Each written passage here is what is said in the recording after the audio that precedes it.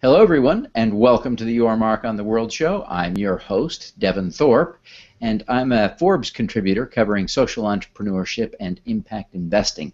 Our guest today is Mari Kuraishi, who is the CEO and co-founder of GlobalGiving, one of the oldest crowdfunding sites on the internet, launched half a decade or more before Kickstarter and Indiegogo. So really a long history, relatively speaking, in the crowdfunding space. So Mari, welcome to the show. Devin, thank you for having me. It's a pleasure. Well, you clearly are one of the real leading minds, the great thinkers in the crowdfunding space, so it's an honor to have you, and we're grateful that you would take the time. Of course, GlobalGiving is focused exclusively on nonprofits. Tell us a little bit more about the GlobalGiving model. So the GlobalGiving model is founded in a profound belief that individuals and communities can figure out what is best for them, and what they lack is access to resources and networks. So my co-founder and I, Dennis Whittle, both came from the World Bank, where we did a lot of international development, worked with sovereign governments and ministers of finance and central banks. And at the end of the day, we were convinced that the people we met on the ground actually had the best ideas and the greatest commitment to seeing things through. And we really wanted to see a platform that could support them. So we're truly committed to locally driven development. That's really an interesting insight, and really a powerful one too, especially as evidenced by your success over the years. Give us some sense, to put this into perspective, about how much money have you helped nonprofits raise over the last 12 or 13 years?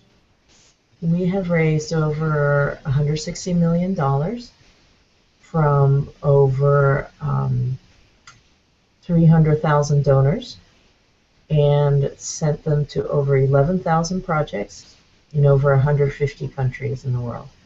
Wow.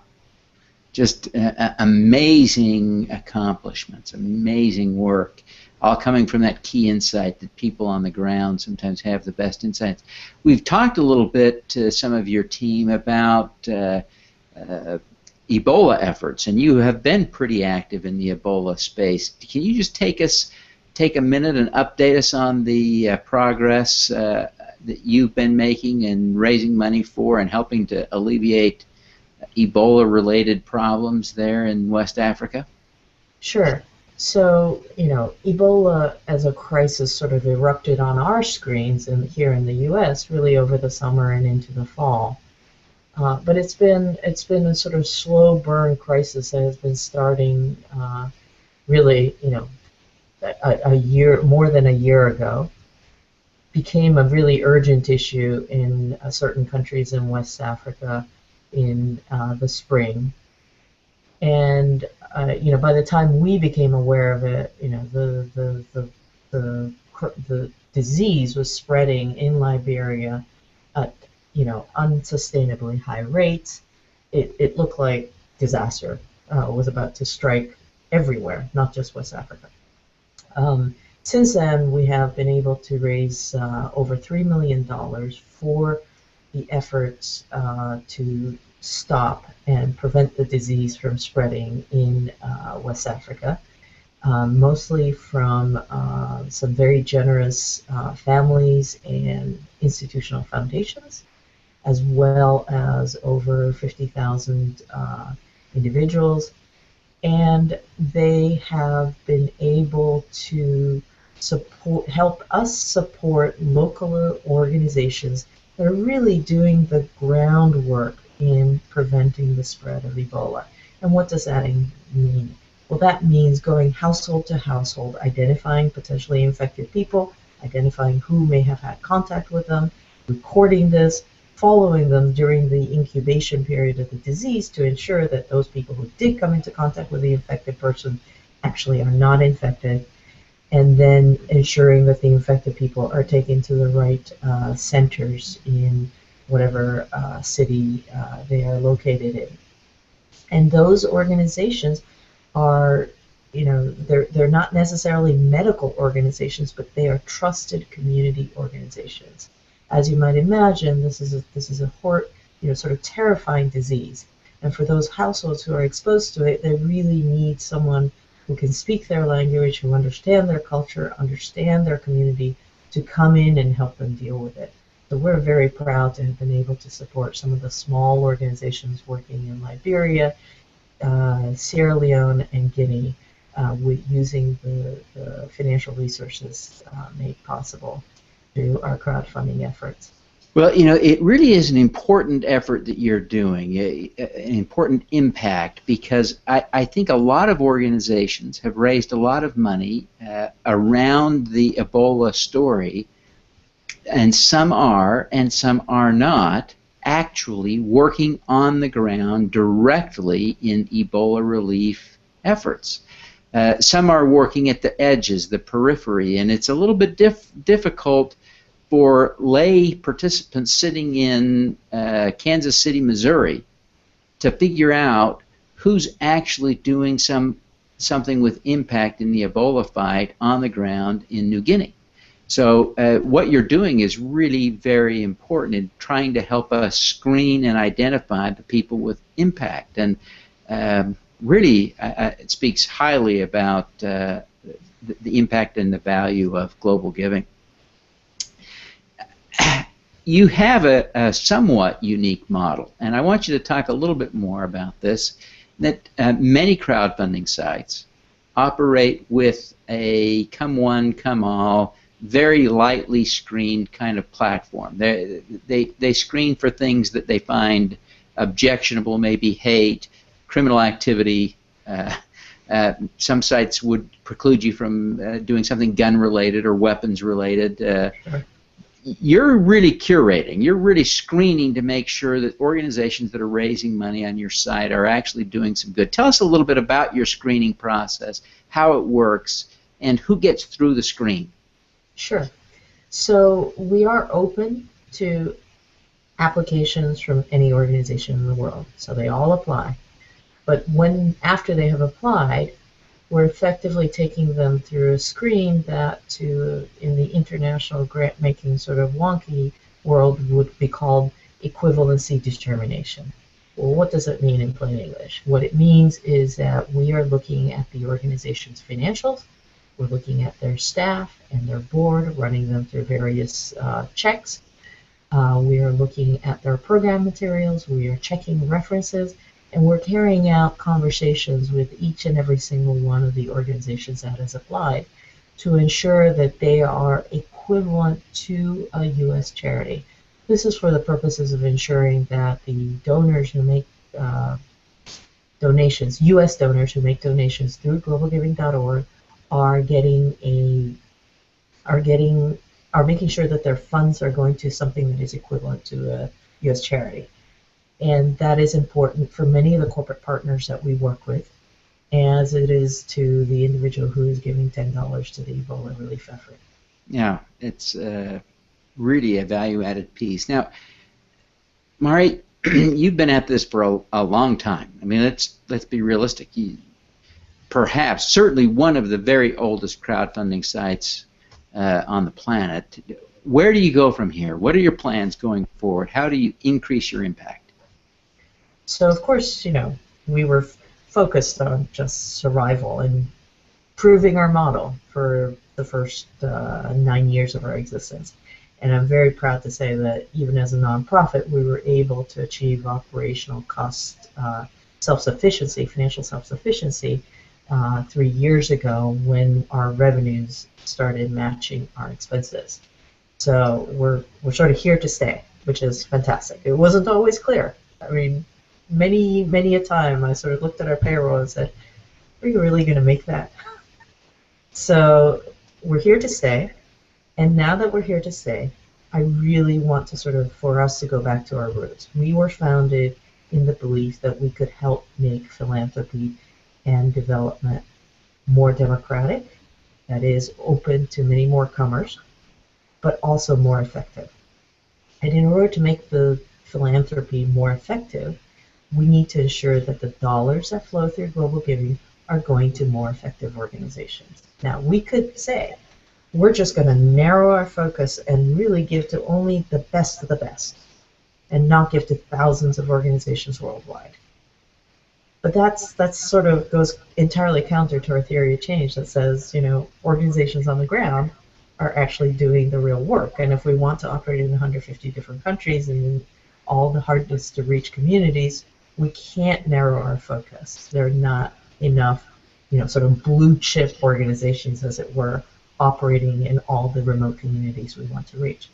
So what we have decided is that now that we have a platform that thousands of organizations are logging into every week, 40% of the organizations we work with log in with us every week.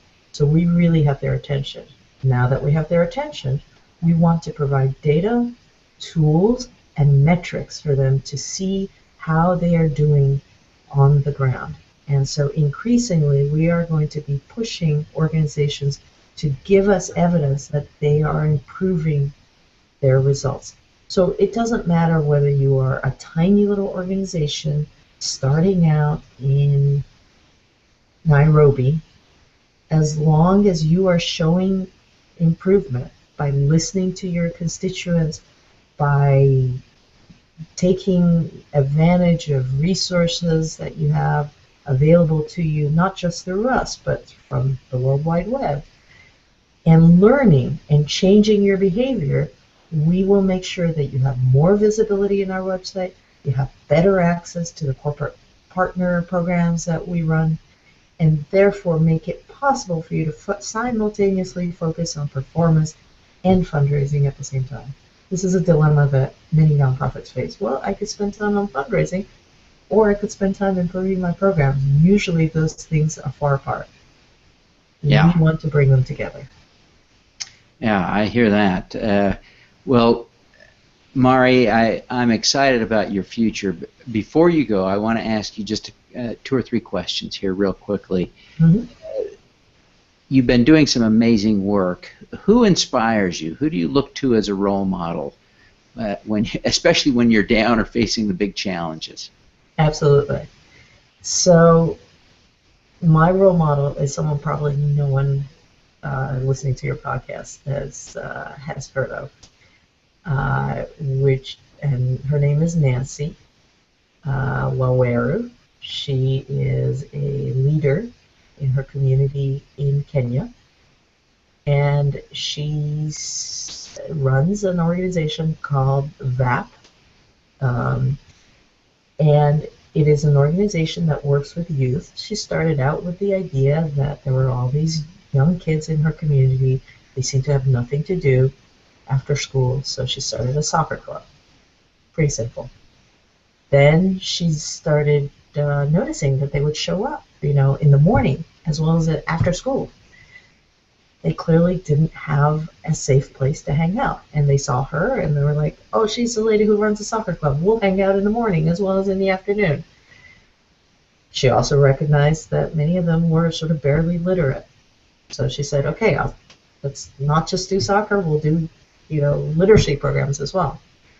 Then she started listening to them and understood that there was, the HIV crisis had not sort of bypassed these kids. They were right in the middle of it. And they were also in the middle of, all sorts of sort of domestic violence, sexual predation. And she started arming these kids with all sorts of tools to sort of deal with these crises happening in their communities. And she's this tiny organization. In 2007, her budget was $800. And to me, the idea that you could be working in some of the most difficult communities in the world, but consistently listening to, some of the most underprivileged people in that community, and really listening to them and really meeting their needs and constantly figuring out what you need, what the community needed. I just think it's amazing. I have it easy. I occasionally worry about payroll a couple of years ago. Well, fine. But I'm here with, consistent access to electricity. I have the World Wide Web at my fingertips.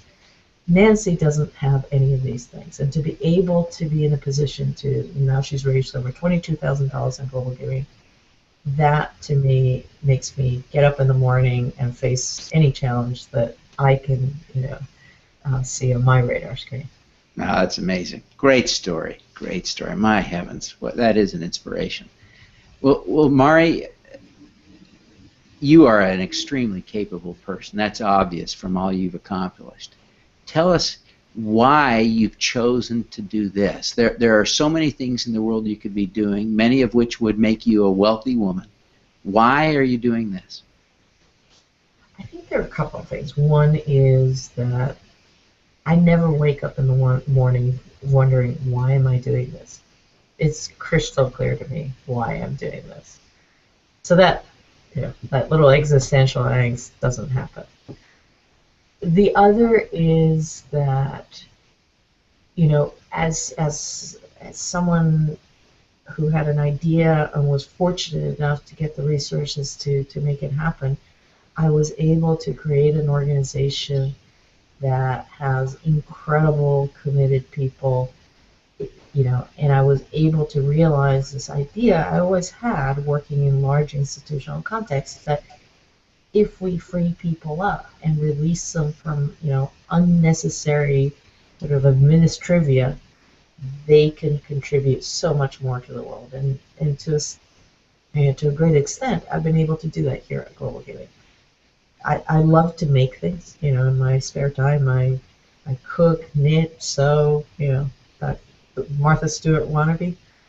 And so this idea of making an organization and creating its culture and molding it, that's also, it's a total privilege. So that's another reason. Well, I get that it's inspiring to go to work every day knowing that you're helping other people, and that is there probably is no greater motivation to get up in the morning. Let me ask you one final question, Mari. Because you've accomplished so much, you're really an authority, and so this is really valuable to our audience. But everybody who's listening wants to increase their impact, wants to increase the good that they're doing in the world. Give us one tip that would help us increase our impact in the world. One tip that I can give you, I used to be one of these sort of know-it-all people, thought I was the smartest kid in the room, whatever. And the last, 48 years have been an exercise in learning that I really need to listen to other people, and not listen to other people so that they can tell me what to do and I'm not going to say follow, but to be really present and to listen to somebody is something that will begin to sort of shape your world in very unexpected ways. If you can truly listen to what somebody is telling you, whether it is about themselves, about the world, about their community, or even about yourself, it truly transforms the way you then act back in the world, and can have massive implications for how you have impact on the world, on your friends, your family, your community, your world. So if there's one tip, just turn off the little microphone that's going on in your head and speaking even as you are listening to somebody, and just really listen.